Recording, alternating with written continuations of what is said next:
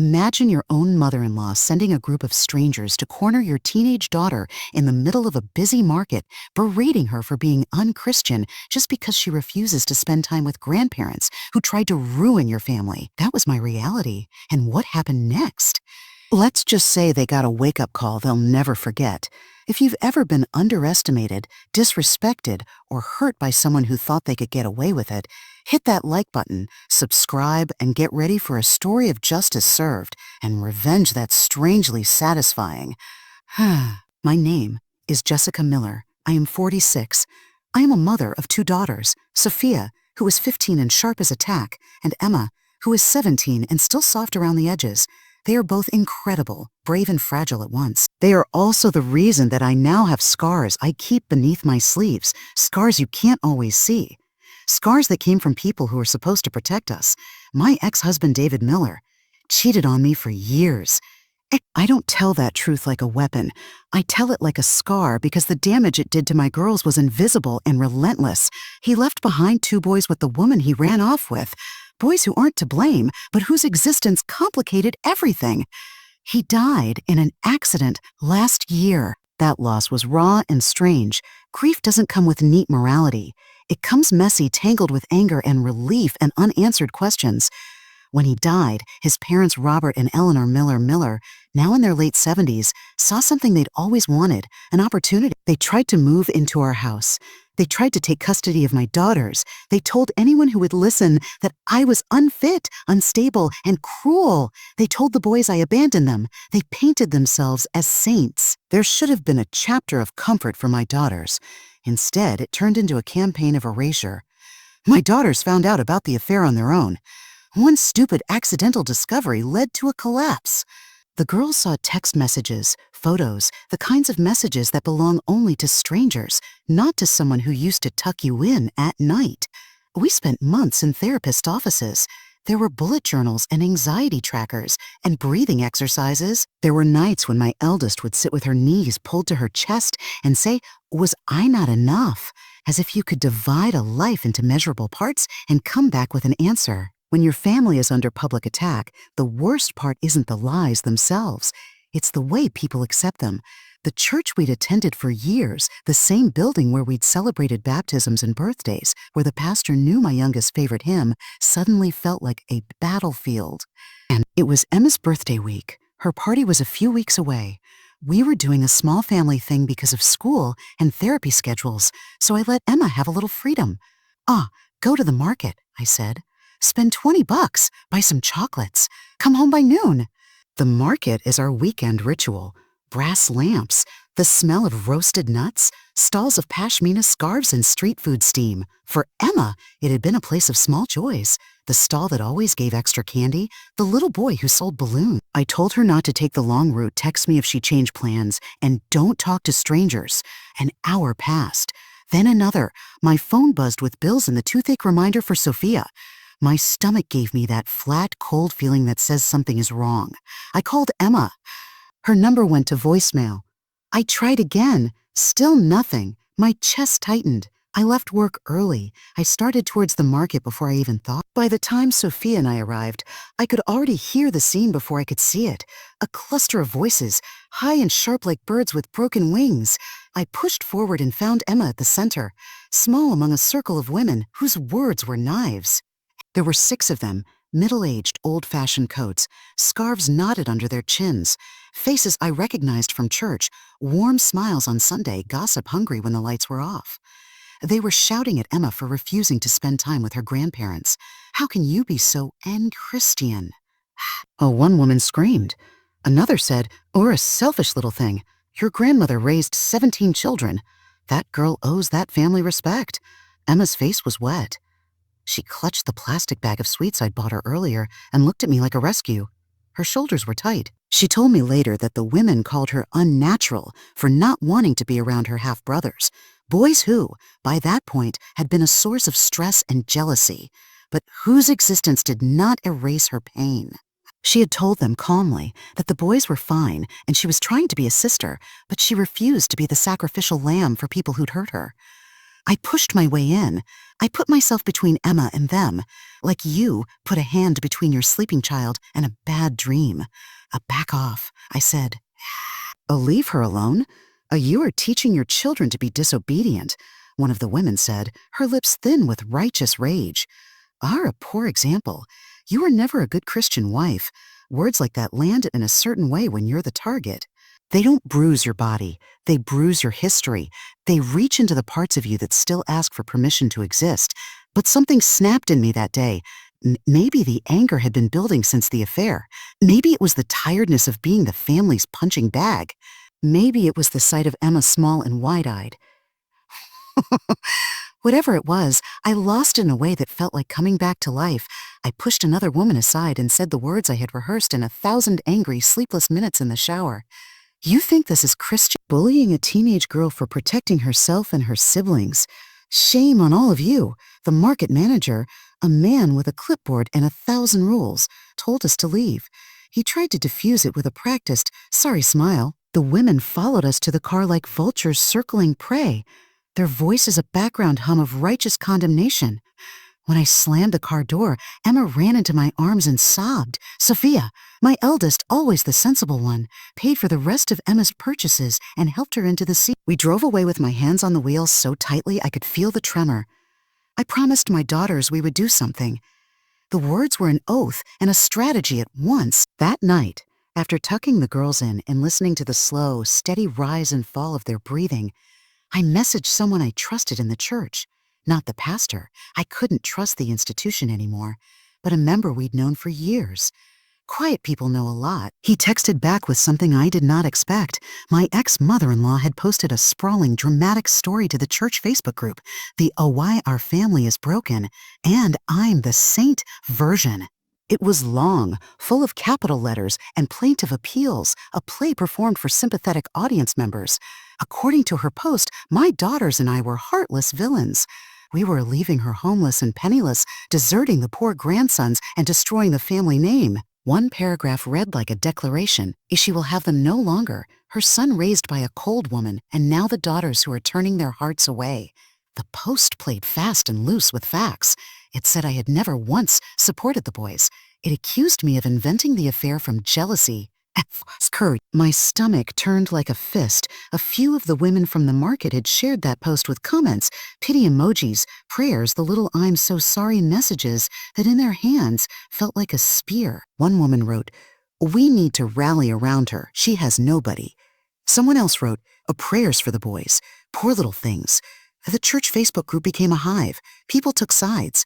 At first it was whispers and sympathy. Then anger turned toward us. People called my daughters a difficult.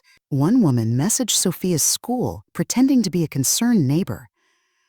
Someone else private messaged to my boss, asking if I could be trusted with a position of leadership in community work. I knew some of it would die down. But the truth is a fragile thing when it's wrapped in someone else's grief. I had proof. Not the vengeful kind of proof, the painfully clinical kind. Photos my ex-husband had sent to his mistress, messages that read like a betrayal in lowercase, confessions from his sister that said, "We all knew." There were emails where his parents had bullied my daughters, told them to get over it. And in one message, an ex-in-law actually used the word "bastards."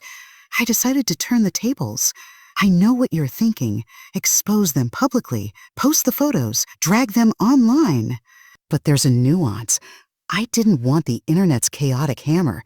I wanted a controlled, almost surgical exposure that would land where it would hurt and matter. At the church, they'd weaponized. I spent an afternoon in a print shop, the whir of the machine a little like a metronome for a heartbeat. I hadn't been able to steady for months. I made binders, high quality, thin plastic slipcovers, the sort you slide hymn sheets into on a Sunday morning. The front was intentionally ordinary. Titles that said a Sunday service hymns, except inside the first page was not a hymn. It was a photograph from my house, taken from a moment that no one would have expected. My ex-husband and his affair partner on our couch, a private, intimate pose, evidence of betrayal laid bare. Under the photo, plainly typed, were their names. I printed pages, a few photos, a few text messages, a few of the mean emails the grandparents had sent to my girls. I took time to design it like something a conscientious church volunteer might hand to elderly members. Clear type good paper, the ease of a thing already trusted. I slipped these binders among the church's hymn books at the back pews, where people pick up their booklets and never think twice. I put 2 in the nursery folder, 1 at the usher's table, 1 in the seniors' reading corner. I did not announce what I had done. I didn't call anyone. I walked out and waited, like someone holding their breath and hoping the moment would arrive on its own. It did. The gossip mill at our church could move faster than any rumor I'd ever seen. The binders were found. Somebody on the volunteer roster opened a page, and I caught the photo, and then something like a chain reaction started. A whisper here, a shocked intake of breath there. Someone took a single photo with their phone and, because the world runs on outrage and curiosity, posted it to the church's private group. Then another. Then that post was shared. This time the tide turned quickly and in a way I hadn't quite allowed myself to hope for. The same people who had cheered for the grandmother's sad post were suddenly reading the images and the messages that proved a different story. The affair wasn't a secret anymore. The narrative shifted. The ex-in-laws were not standing in the light of honesty. They were standing in front of a broken mirror of choices. The pastor intervened. He called a meeting, sought to keep things a PG-13, as he said in that soft, diplomatic voice that tries to paper over cliffs. But the church was already awake. People began to write apology notes. Some brought casseroles and therapy referrals to my door. It wasn't universal. I lost some people who had been my friends for 20 years. But the balance had shifted. Letters arrived at the kitchen table, addressed to my daughters with stamped envelopes and handwritten notes of contrition. The ex-in-laws were shamed and ostracized. They sat in the back row on Sundays, pained and small, faces like boiled fruit. They posted about loneliness on Facebook. My ex-mother-in-law became a portrait of someone bewildered by the absence of her audience. Ha! Nobody visits anymore. "Where are the good Christians?" she wrote. The irony tasted like copper in my mouth. The same person who had orchestrated mobbing my child now painted herself as the abandoned elderly woman. It wasn't only revenge. It was a recalibration. The justice was not about cruelty. It was about truth being placed where people could see it, and then having society respond accordingly. The ex-in-laws began to feel what my daughters and I had felt for years. Shame, the kind that sits heavy and dull, when doors that used to open now stay closed. But of course it wasn't tidy. Life never is. The grandkids were torn. The 2 boys, half-brothers to Sophia and Emma, had been pulled in by their grandparents' accounts of abandonment. They came over one afternoon after the scandal had broken, stood on my porch with their mother, and looked at me with a mixture of confusion and anger. They had been fed a story for months that I had taken their father away and then stolen their home. These are consequences you can't pretend to control. What other people tell children becomes the lens by which those children view everything. I spent evenings with those boys, making space on the couch for awkward conversations. I didn't make them choose sides. I told them the truth in the clearest, calmest way I could manage, which is all any adult can do when children come to you wearing the armor of hurt.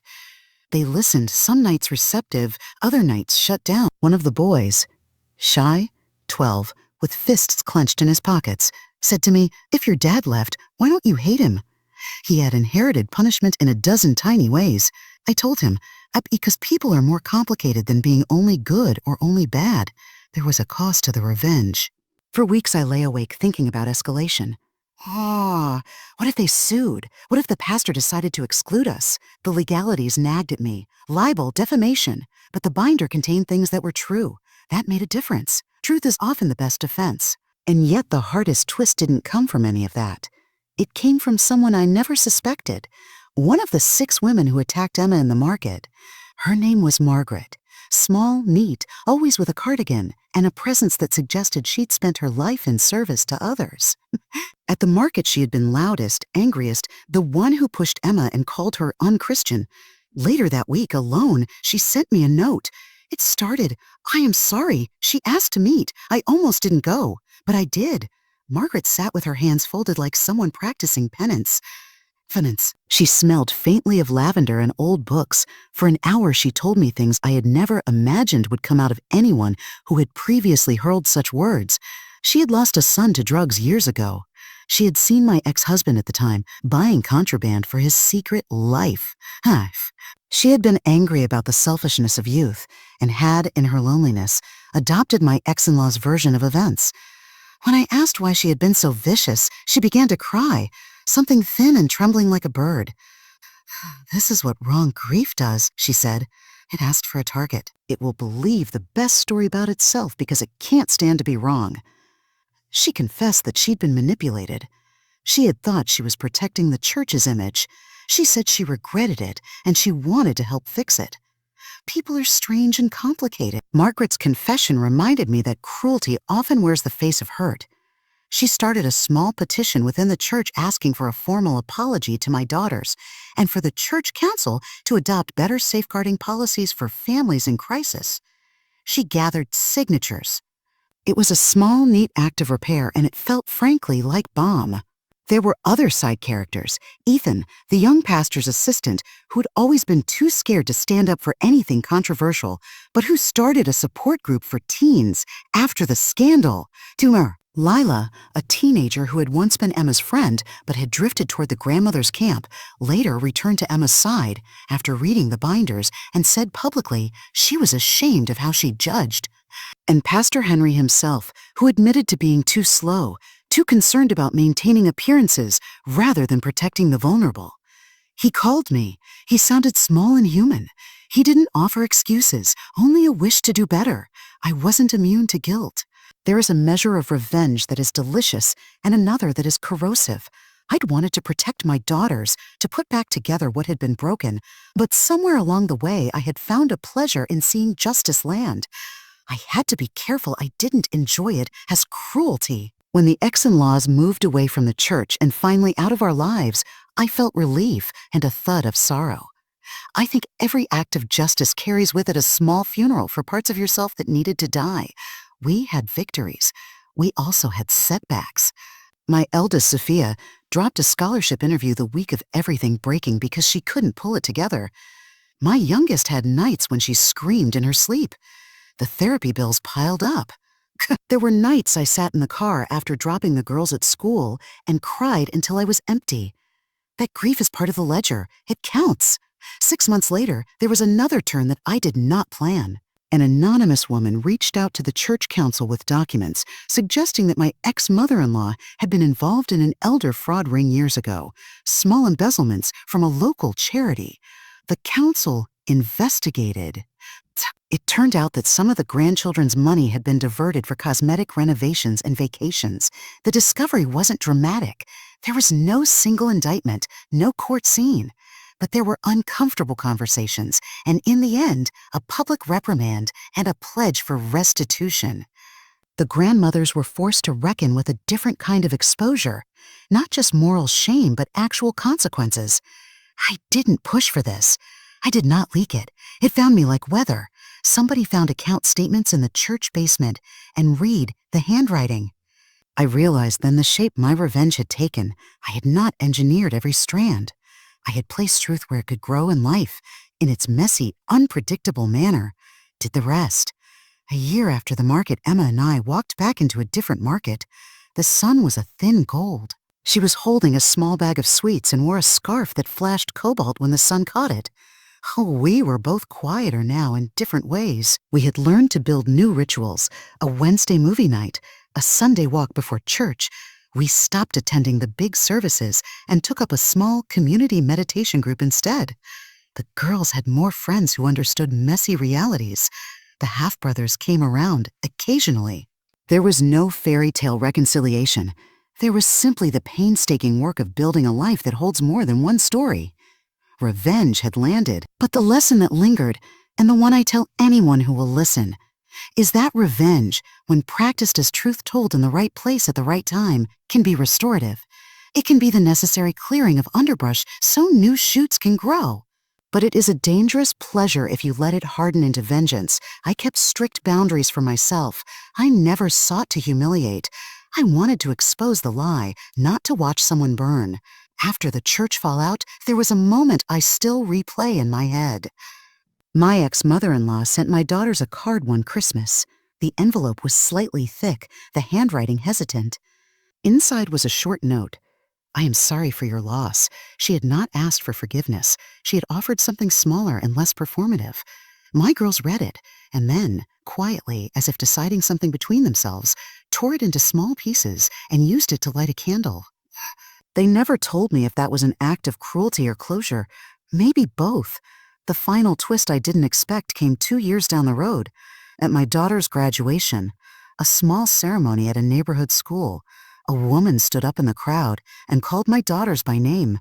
She was the affair partner. She had moved away after the scandal, remarried, and matured into the version of herself that looked tired and repentant. She came to the graduation with a bouquet of wildflowers and a simple note. I am sorry for how I helped break this family.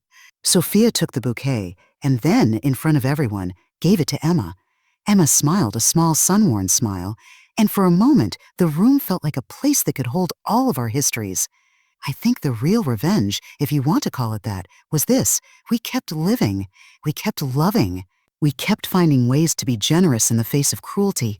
So what's the moral? If you are tempted to take matters into your own hands, remember this. Expose the truth accurately, not viciously. Give people a chance to repair. Let justice be your roadmap, but keep humility in the passenger seat. Not everyone who hurts you will be punished by the world. Some will be punished by their own conscience, some will be forgiven, and some will disappear into small lives that never hurt anyone again. That is not your victory. Your victory is the survival of your children, the preservation of their dignity, and the truth finally having a place to land. If this story gave you chills, hit that like button, comment your most satisfying revenge story, and don't forget to subscribe for more revenge tales that prove justice can be sweeter than you think.